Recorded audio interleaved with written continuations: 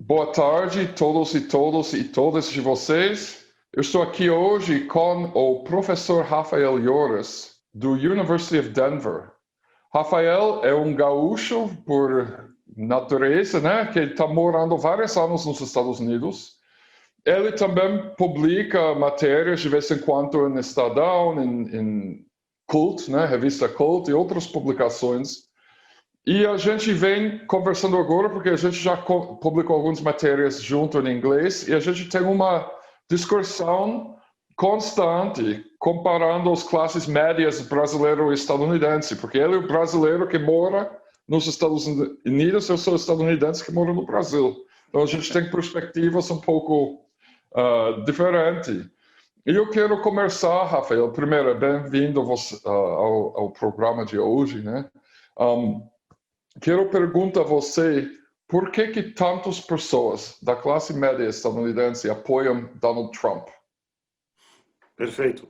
Bom, em primeiro lugar, obrigado, Brian, pelo convite. Né? Como você falou, nós temos aí uma conversa, uma parceria, uma colaboração já que se desenvolve há um tempo e sempre é um prazer manter esse diálogo com você, que é uma pessoa que tem uma perspectiva muito única, né, sobre o Brasil e sobre as questões que estão ocorrendo no mundo em geral. Então, obrigado pelo convite. Sempre um prazer conversar contigo.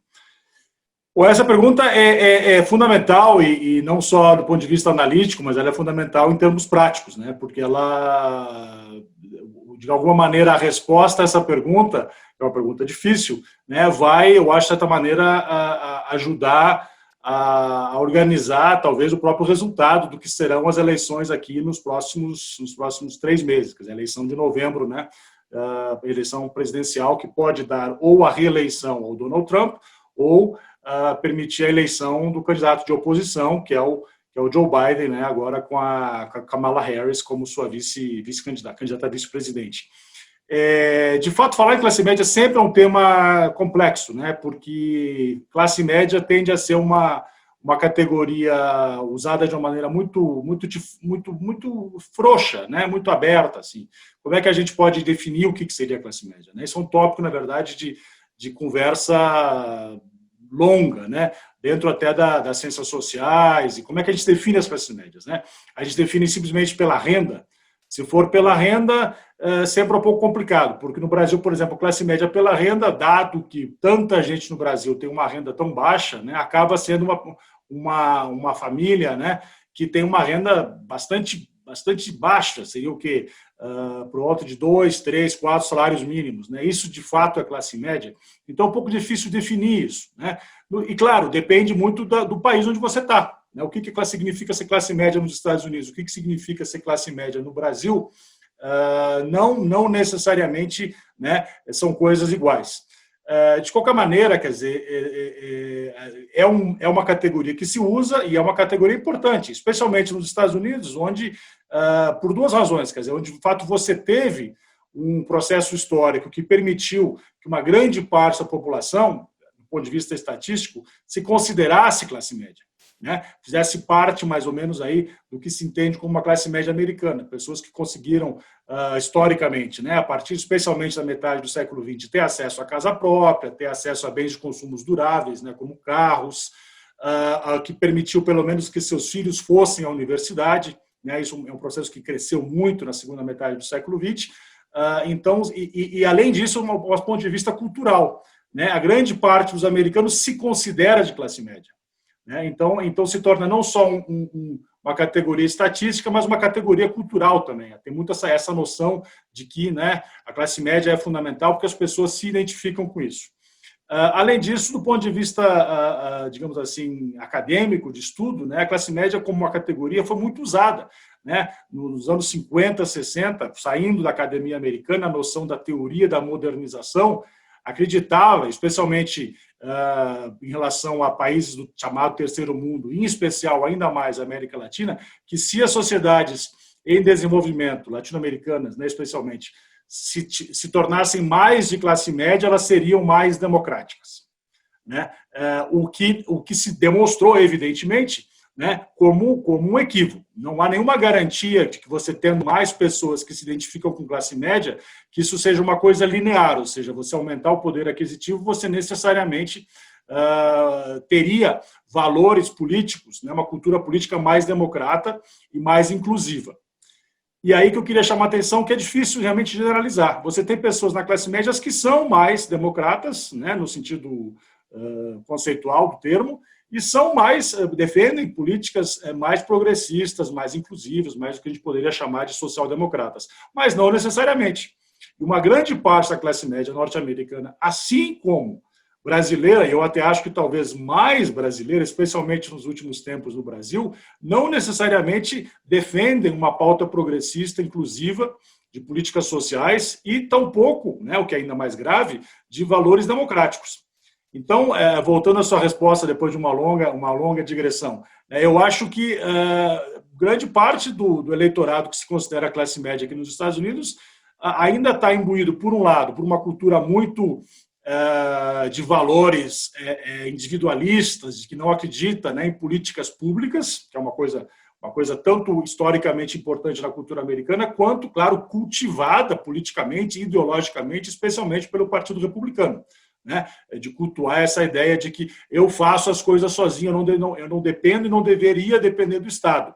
O que é uma enorme contradição numa sociedade nos Estados Unidos, onde você tem um achatamento da classe média nos últimos 30, 40 anos, de maneira muito forte. Os Estados Unidos, hoje em dia, são uma sociedade muito mais desigual do que há 40 anos atrás. Políticas neoliberais, que são tão conhecidas, importantes em países da América Latina como o Brasil, nos últimos 30 anos, também foram implementadas nos Estados Unidos. Isso deu um processo de deterioração, né, da classe média norte-americana também de maneira muito forte. Então, esse aspecto, né, esse aspecto da classe média que não será esse culto, né, ao individualismo, a políticas neoliberais e, por outro lado, o racismo. Eu acho que a gente não consegue explicar muito da sociedade americana, né, quer dizer, se a gente não também levar em consideração, assim como no Brasil, né, a categoria do racismo. Quer dizer, é algo que tem sido utilizado também repetidamente, né, ao longo do processo político norte-americano, especialmente em campanhas eleitorais, a noção de que você deve separar a base econômica, né, socioeconômica, especialmente mais baixa, por categorias raciais, ou seja, criar um medo, né, entre pessoas de classe média, especialmente classe média baixa, brancas, nos Estados Unidos, de outros segmentos que talvez por noções de classe estariam próximas dessas, né, que seriam, por exemplo, as famílias afro-americanas, latinos nos Estados Unidos, teriam, né, noções, padrões de consumo e padrões, digamos, de renda similares, mas dividi-los por questões de classe, por questões de raça. Né? Dizer que você, por exemplo, o seu grande inimigo não são as elites econômicas, mas seria o imigrante latino que veio aqui tomar o seu emprego. Porque você que trabalha, digamos assim, numa oficina de carro, né, de arrumar carro, branco, você vai perder o emprego para o imigrante latino que vai trabalhar nisso também e você vai ser um membro da classe média baixa. Ao invés de entender que, na verdade, tem forças muito maiores, né, na sociedade, na economia, que de fato que estão dificultando a sua vida. Cortando os serviços públicos, políticas que tendem a favorecer os grandes investidores, o grande capital, e redução ou impedimento de melhorias de salário mínimo, né, que é uma coisa histórica. Tem um aumento do salário mínimo nos Estados Unidos há muito tempo, há décadas, né, e você cultuar, portanto, que quem é o seu oponente, o seu competidor na sociedade não é o grande capital, os grandes detentores do grande capital, mas é o imigrante, né, latino que vem aqui tomar o seu emprego. Então, quer dizer, a classe média tem valores não necessariamente democráticos, ela tem elementos, grande parte, né, uma boa parte pelo menos, ainda que se servem para ser manipulados por um discurso racista, e esse culto, né, do individualismo e do empreendedorismo, que é muito, digamos assim, útil, né, para alguém como o Trump, que se colocou como o cara que vem de fora, o outsider, né, que vem de fora do sistema político, que em algum grau até é mais real, no caso dele, no próprio caso do Bolsonaro, que foi um político, né, um parlamentar por mais de 20 anos, né, o Trump, de fato, foi o primeiro cargo público dele de eleito, foi direto para a presidência. Né? Então, como esse outsider, e claro, um grande, bem-sucedido empresário. Pelo menos esse é o culto do Trump. Na verdade, é um empresário que que sempre dependeu de benesses do Estado, e um empresário que vocês olhar de fato, né, o histórico dele com enormes experiências de falência, não é tão competente, né, de maneira alguma. E por isso que ele tenta proteger tanto, né, isso, por exemplo, ele não permite que se examine a declaração de renda dele, uma coisa que até hoje não foi possível. Né? Porque se isso for revelado, as pessoas vai destruir esse mito do empresário, né, que vem para reformar o sistema político, para resolver, e, portanto, você, membro da classe média, especialmente classe média baixa branca, deveria se identificar comigo com essa questão de que eu fiz sozinho, eu sou muito competente, você deve buscar sozinho se dar bem na vida e não depender de políticas públicas. Esses são elementos ainda muito fortes da classe média norte-americana e que vão, de alguma maneira, dar um impacto, né, nas eleições. Ok. Agora eu tenho outra pergunta. Durante os últimos... Primeiro, nos Estados Unidos, nem como o Brasil, que eu acho que está copiando os Estados Unidos agora, a atitude que a população tem sobre Covid-19 virou politizada. Se você segue as normas científicas, você é da esquerda, né? Esquerda de seguir ciência, diretrizes sanitárias e tal, nessa coisa de comunismo, saúde, né? Agora, desculpa, se você é da direita, você não usa máscara, tem situações de pessoas agredindo pessoas na rua por causa da máscara.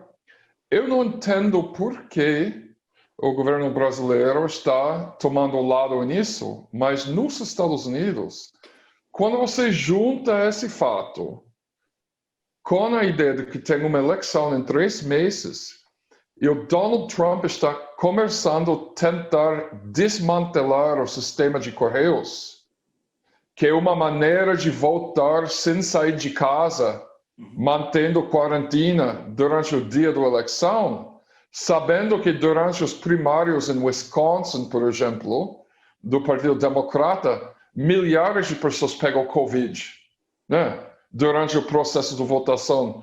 Você acha que Trump está atacando as Correios agora porque ele sabe que mais pessoas da direita vão sair de casa e vai nas urnas no dia da eleição, e se ele tranca Correios, não vai ter como pessoas votem pelo Correio?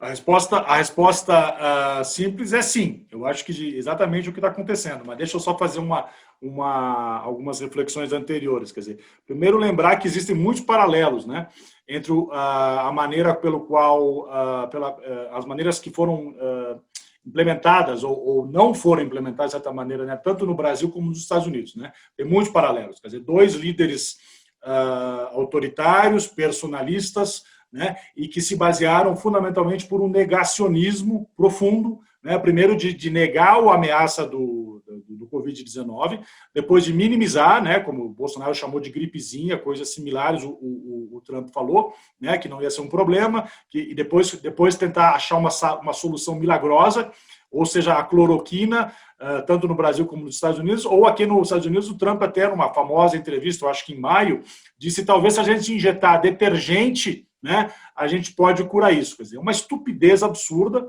né, portanto, 2 líderes e 2 governos que se pautaram por negacionismo, pela tentativa de desacreditar, né, e de atacar a membros da comunidade científica, e, portanto, são exatamente por isso os 2 países do mundo que têm os maiores números de casos de Covid e mortes do Covid, né? Os Estados Unidos e o Brasil estão, talvez agora o México, né, estão se tornando os piores países do mundo em termos digamos assim, do desastre da pandemia. Claro que a pandemia é um problema sério, complexo, que está afetando quase todos os países do mundo, mas não precisava ter o grau de impacto, de dor, de sofrimento, né, que tem ocorrido nos Estados Unidos e no Brasil. Isso se deve fundamentalmente, isso tem que ser dito, né, pela postura desses 2 governos em relação a isso.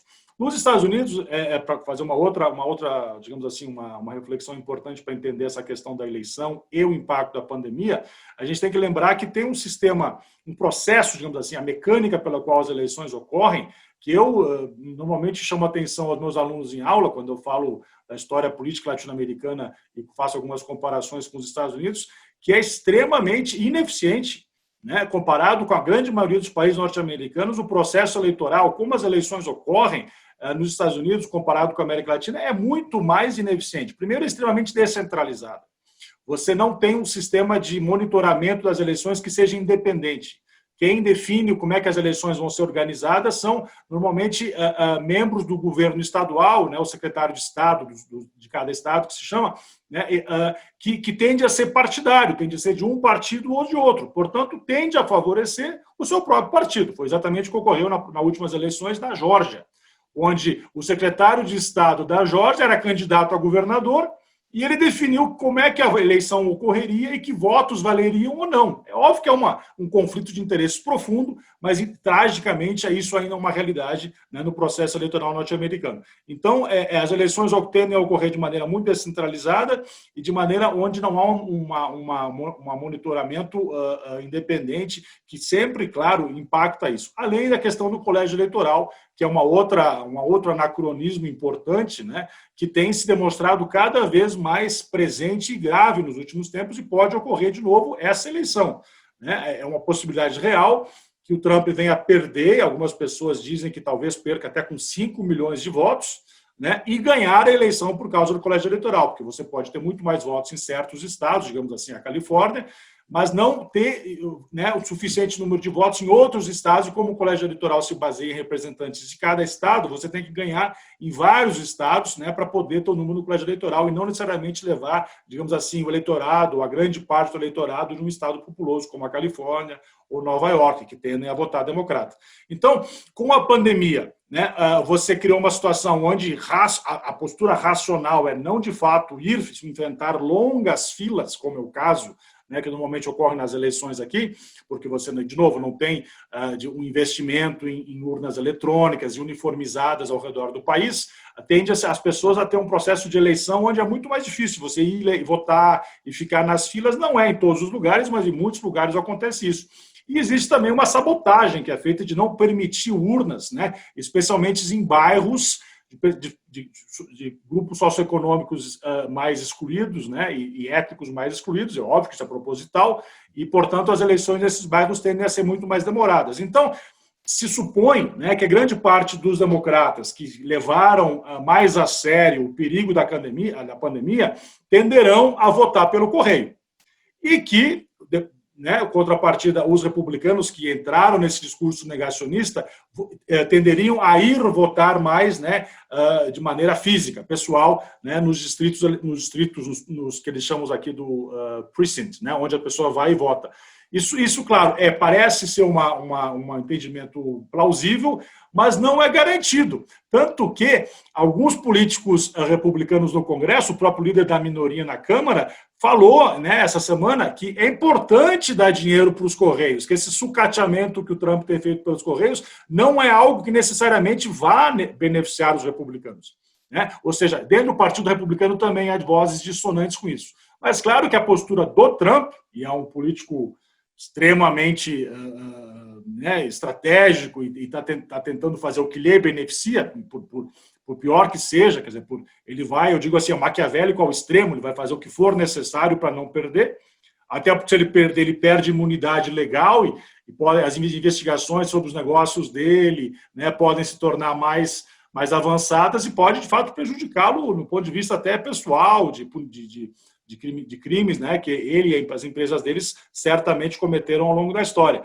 Então, é muito importante ele manter a reeleição, até por uma questão de proteção, né? Se diz que talvez se ele perder, ele pode ir para a cadeia um dia, né? Então, ele vai tentar ao máximo fazer o que for necessário. E tem feito isso, essa sabotagem ao governo, nos Correios, porque a grande maioria dos votos nessa eleição se estima, né, por mais de 100, 120 milhões, tenderão a ser via Correio. Isso é uma coisa importante que existe nos Estados Unidos, né, onde você pode, não necessariamente em todos os estados, mas crescentemente, hoje em dia, a grande maioria dos estados permite de diferentes maneiras. Você tem que pedir em alguns lugares, em outros lugares você já recebe a cédula em casa, né, automaticamente, que é o meu caso aqui no Colorado, né, e você manda de volta isso. Então, com essa sucateagem do correio, ele vai estar tirando caixas de recepção, né, do correio nas ruas, ele está tirando horas extras das pessoas que certamente vão ser necessárias para processar esse monte de cédulas que vão ser enviadas bem próximas aos dias da eleição, né, para que isso não chegue no lugar de contagem, né, após a eleição, a tempo para que sejam incluídos os votos, especialmente de pessoas que vão votar pelo correio, evidentemente, né, que tenderão, que se imagina, a ser democratas. Então, a orientação que tem sido feita, especialmente, né, de pessoas democratas, é que se vote mais cedo. Tente conseguir a sua cédula mais cedo e tente levar logo para os correios, né, para que isso possa ser contado a tempo. Mas é claro que isso é intencional e há um grande esforço, né, para que de certa maneira, se destrua, né, se fraude a eleição, né, para você impedir votos, você impossibilitar que as pessoas possam votar, você impedir a contagem dos votos legítimos das pessoas sobre o argumento que há fraude, que na verdade não se demonstrou, mas o Trump continua falando sobre isso, né, você, de fato, aí sim, deslegitimar o voto, né, que é um direito fundamental, constitucional das pessoas, e, portanto, uma crise importante, né, que tenha ocorrido na sociedade americana, no sistema político americano já há um tempo e que talvez se aprofunde de maneira forte nessas eleições. Essas eleições, eu tenho dito já em alguns lugares, em textos, em outras entrevistas, né, tem toda a possibilidade de ser uma eleição histórica nos Estados Unidos, né? A gente pode chamar isso de várias eleições, de talvez todas as eleições, mas eu acho que essa, de fato, pode ter um impacto histórico nos Estados Unidos. Ou se aprofunda com a reeleição do Trump, né? Um processo de destruição das instituições democráticas do país, que é o que ele tem feito, sucateamento de agências tipo agência ambiental, o próprio sucateamento do Ministério da Justiça, né, onde o ministro da Justiça aqui, o Attorney General, né, é fundamentalmente um advogado pessoal do Trump, quer dizer, um grau de destruição das instituições democráticas e personalização, né, do grande líder que é o Trump, ou você tem um outro processo, que, claro, o Biden é um político moderado, não vai fazer grandes transformações, eu não espero, né, na democracia americana, mas pelo menos que se resgate um certo senso normal do funcionamento das instituições políticas do país, né? Vamos ver o que vai acontecer. Bom, eu sempre falo isso para meus amigos e amigas brasileiras, que eu sou de uma cidade que é mais corrupta do que Rio de Janeiro, né? Tipo, as pessoas acham que Estados Unidos, Brasil sempre, como que você vai morar aqui no país mais corrupto do mundo? Eu vou contar uma história. Eu estava trabalhando como voluntário na campanha de uma candidata do vereador em Chicago. Em Chicago, cada vereador é ligado com um distrito, chamado ward, né? E Chicago, desde a época do Al Capone, é governado por uma parceria de crime organizado dos italianos, os judeus e os irlandeses, em que eles dividiu diferentes setores da economia local. Os irlandeses ficaram com a política, né?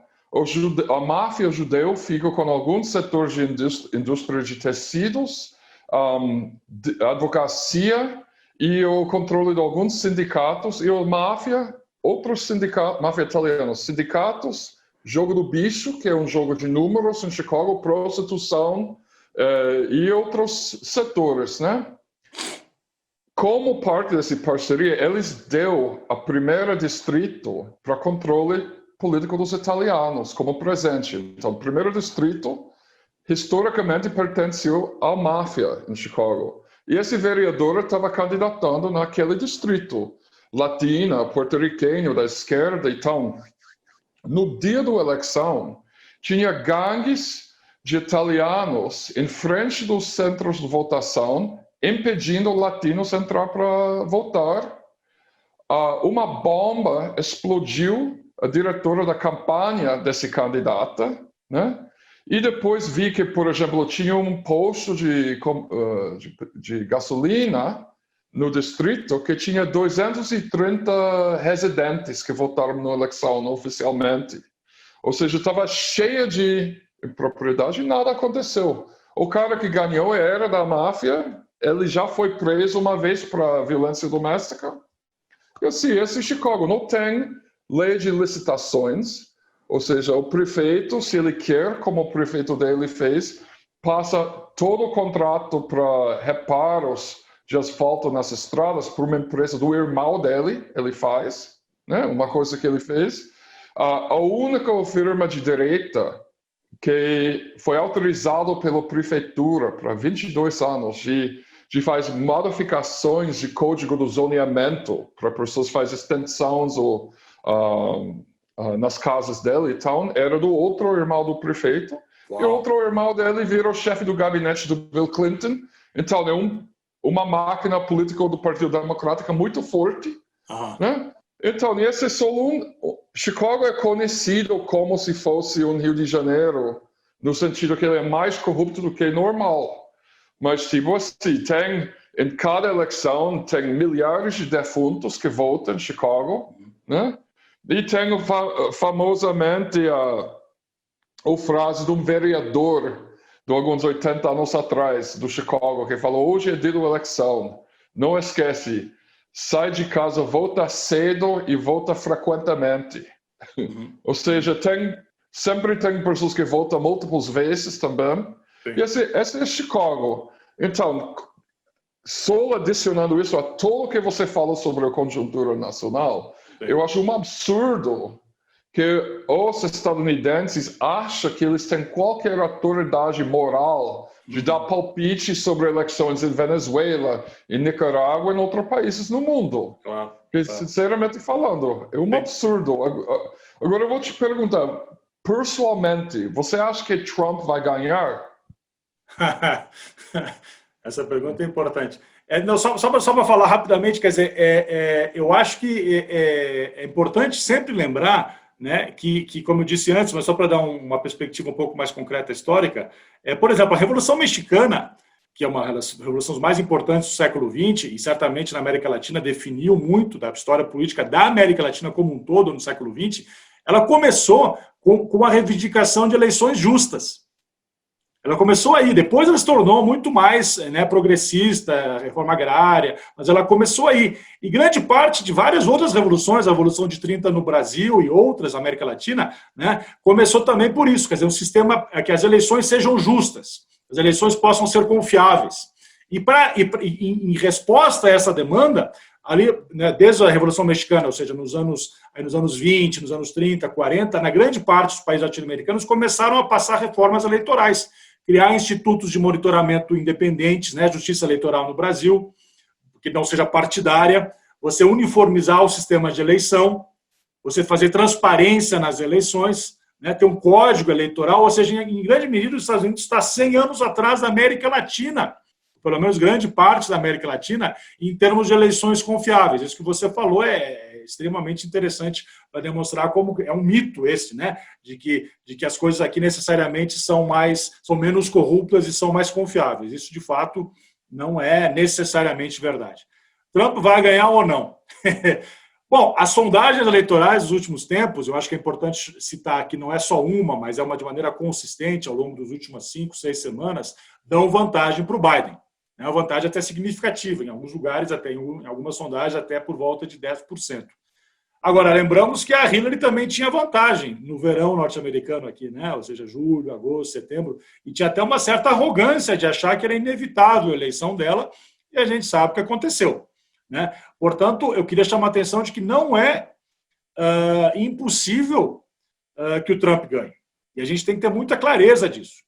Talvez ele não seja impossível que ele ganhe, mesmo que as eleições sejam relativamente confiáveis, porque você tem ainda uma grande parte de apoio na sociedade americana. Pelo menos mais de 40% da população ainda apoia o Trump, tem um nível de aprovação, né? É verdade que parece que ele perdeu, né, uma percentagem de apoio, e nas sondagens, algumas pessoas que votaram nele hoje em dia, né, estão considerando a opção de votar na oposição, no Biden.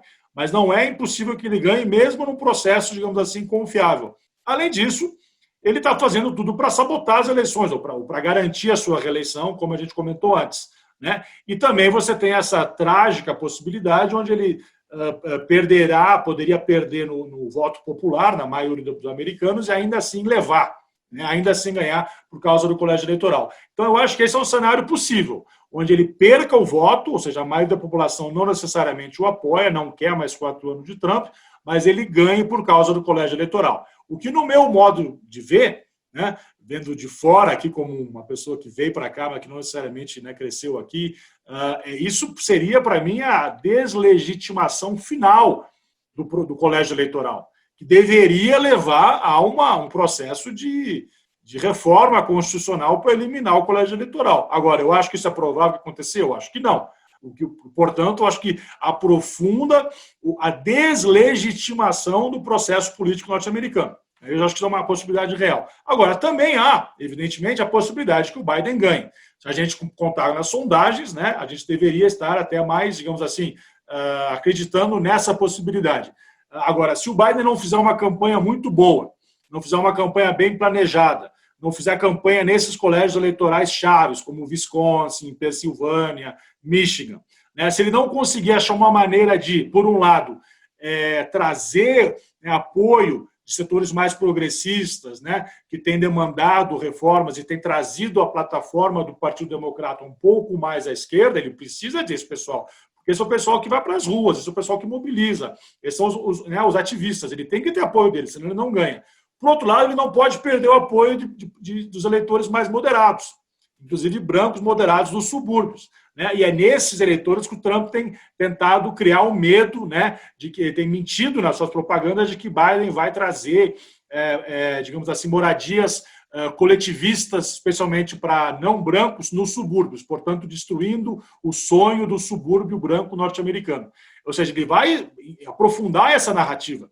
E o Biden tem que, de alguma maneira, dizer, eu não vou fazer nada disso, embora eu tenha uma agenda mais progressista, uma agenda que quer beneficiar o trabalhador branco e o trabalhador não branco. Portanto, o balanço político da agenda da campanha do Biden não é fácil. Ele vai ter que saber articular isso muito bem. Claro, a grande pergunta é essa, vai funcionar ou não? Até agora parece que tem funcionado, mas tem funcionário quase por ausência. O Biden tem falado muito pouco, tem feito muito pouco, tem praticamente ficado em casa.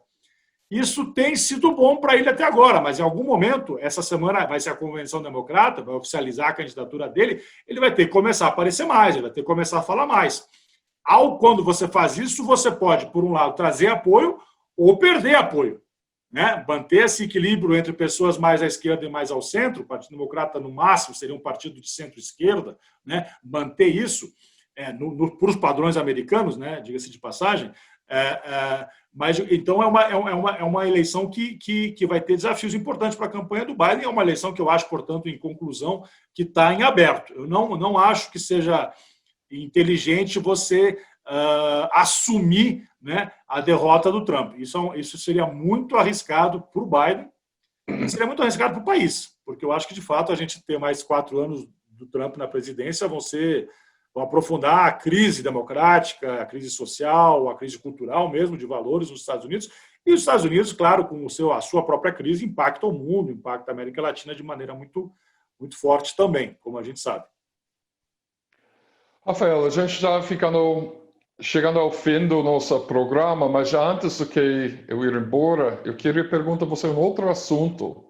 Sabendo, como você já estabeleceu para mim, claramente que você não é usuário de maconha, como é morando num estado onde maconha é completamente legalizado, onde você pode comprar maconha numa máquina de vendas, no aeroporto, por exemplo, tipo, todo mundo está andando na rua chapado.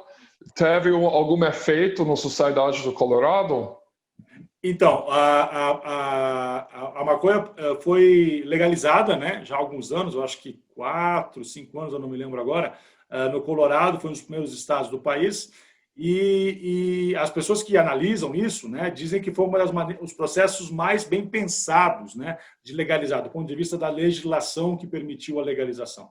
De fato, eu não sei dessas maquininhas não, Brian, mas eu sei que tem várias lojinhas, né, onde você tem que mostrar a carteira de identidade, né, eles põem lá no registro, né, cruzam com um banco de dados para, de alguma maneira, saber quem você é, né, e aí você é permitido entrar na lojinha e você pode aí sim comprar, né, ter uma quantidade, um limite de quantidade, e de várias maneiras, desde a maconha para fumar até a maconha para comer, balinha, chocolate, né. Então, de fato, é uma indústria que criou empregos, que gerou renda por meio dos impostos ligados à maconha, né? e que não aumentou de maneira alguma a criminalidade, pelo contrário, diminuiu a criminalidade. Diminuiu a criminalidade. E grande parte desses impostos que são coletados da indústria da maconha, digamos, né, vão para as escolas e para a educação em relação ao uso de drogas.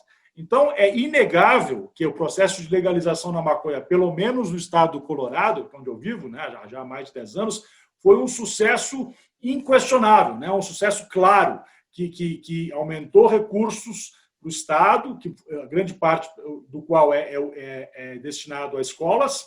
Né, tem várias escolas, especialmente no meio rural, que se beneficiaram muito dos novos recursos da maconha. Permitiu o uso que já existia, de certa maneira, entre adolescentes. Algumas pesquisas mostram que até diminuiu o consumo, né? Não de maneira fundamental, mas de algum grau, né? Porque não é... E que, portanto, inclusive setores conservadores da sociedade, como o Sindicato dos Policiais, né, apoiou o processo e continua apoiando o processo porque foi um grande sucesso aqui no caso do Colorado. Então, eu acho que é um caso que serve para, e tem sido estudado já por outros lugares, né, como um modelo, talvez até, né, e uma experiência certamente que merece ser mais entendida para outros lugares no mundo, onde você pode reduzir a violência, onde você pode, inclusive, ter um controle de qualidade, né, de o que está sendo consumido pelas pessoas. Você aumenta recursos que podem certamente ser usados, porque tem uma legislação que destina isso, né, para fins específicos, aqui no caso a educação, em grande parte. Enfim, né, é o que eles chamam aqui de um win-win-win. Né? Você diminui a criminalidade, aumenta recursos e você tem até uma destinação social importante desses recursos da indústria da maconha. Então, eu convido a todos que visitem aqui no Colorado. Mesmo o turista pode consumir, pode comprar uma porção menor, né? E você não pode consumir nos hotéis, você não pode consumir em lugares públicos, né? Mas, é claro, as pessoas acham maneiras aí de vir visitar alguém, consumir na casa de um amigo, né? Mas não há nenhum indício de que, digamos assim, efeitos colaterais graves tenham ocorrido com esse processo de legalização. Portanto, vocês estão vendo aqui atrás de mim uma imagem aqui do Colorado no outono, né, da minha universidade, na verdade. Então, é um estado muito bonito, muito turisticamente agradável e que faz parte agora ainda desse processo da legalização da maconha, onde permitiu até esse aspecto, né, como algo interessante aqui para o Colorado. Então, quando acabar a pandemia, eu convido a todos para que venham aqui visitar o Colorado. Tá bom. Minha bisavó era uma vaquejeira em Colorado em 1890, 1910, antes que ela divorciou o marido, mudou para Chicago e casou com meu bisavô, que era um médico. Então, minha mãe foi criada ouvindo minha bisavó cantando músicas de vaquejeira para ela, quando era criança, né? Então, eu tenho agora um tio, uma tia, e 2 primos que moram em Denver, né? Em Littleton, realmente. Então minha avó mora lá. Até tem uma cidade, tem um interior chamado Knocktree, no Vale do Salinas, que é do nome do meu tataravô. Uau! Era a família Knocktree, população tipo 300, né? Nada, mas... Sim, tem vários desses lugarzinhos.